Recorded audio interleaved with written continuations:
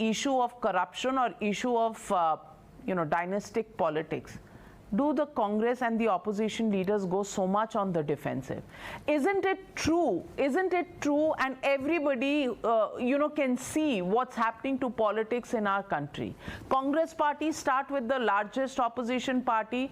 It's a party of the Gandhis, for the Gandhis, by the Gandhis, and Nehrus, if you take history into account. Apart from that, if you look at Samajwadi Party, it is a party of the Yadavs, the Mulayam Singh Yadav Parivar. Now Akhilesh Yadav holds the roost. If you look at the Trinamool Congress, Bhai Bhatijawad, well, Mamata Banerjee, Abhishek Banerjee. Go down south, DMK, family party. Also TRS, family party. Jagan Reddy, family party. So where is the fault that the Prime Minister has made in the speech that he's made? Good evening, thank you to all my panelists. First of all, wishing you and everyone else and all our viewers a very happy Independence Day. And can I please, if it is only to garner 1 extra minute from you, compliment you on the wonderful sari. It goes on to show that we Tamilians not only make the best Mysore parts, we make the best saris as well. So, absolutely. Well no quarrel with that. Well, I'm also partial to Banaras, but never mind. And Odisha and Hyderabad. But go on. Yes, no, Navika, you're right. Look, the Prime Minister, through his Red Fort speech, set the stage for what needs to be done by us, the Indians, in the next 25 years. And he is right on all counts. Even Sachin has agreed. Well, to be sure, anyone would be, Navika, because the easy thing to do is to talk on what needs to be done. The difficult thing to do is to implement it.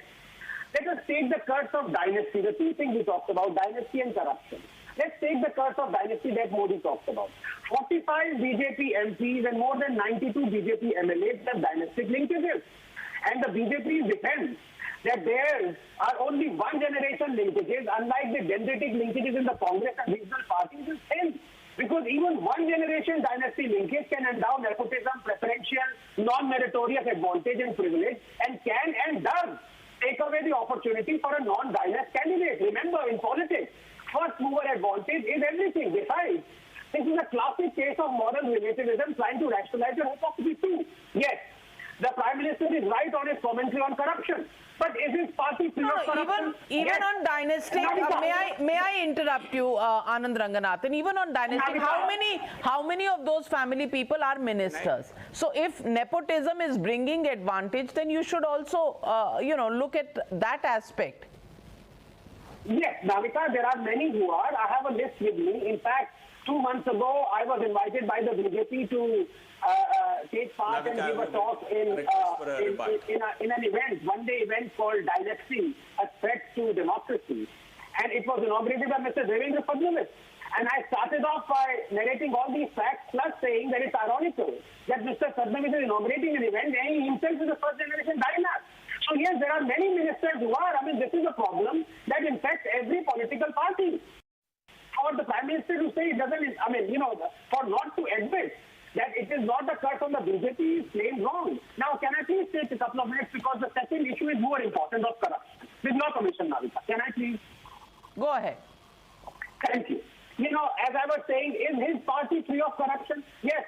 He is personally not corrupt, perhaps incorruptible. But then what is corruption? Is it only to be judged in cash? Is it looking the other way also corruption? Modi said 8 years ago that the government has no business to be in business.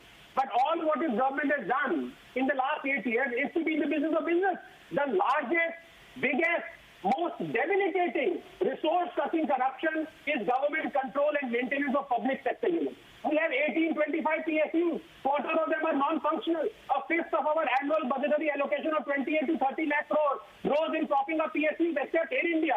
There has been zero privatization. The PSUs that are sold are bought by other PSUs. Just last week, Modi injected 1.5 lakh crores into the loss-making behemoth BSNL, the new Air India. Is that not corruption? Nationalized banks are rife with corruption and have NPA totaling 6 lakh crores. Is that not corruption? Government control of temple land means 113,500 Hindu temples are deprived of lakhs of crores of yearly income. Is that not corruption?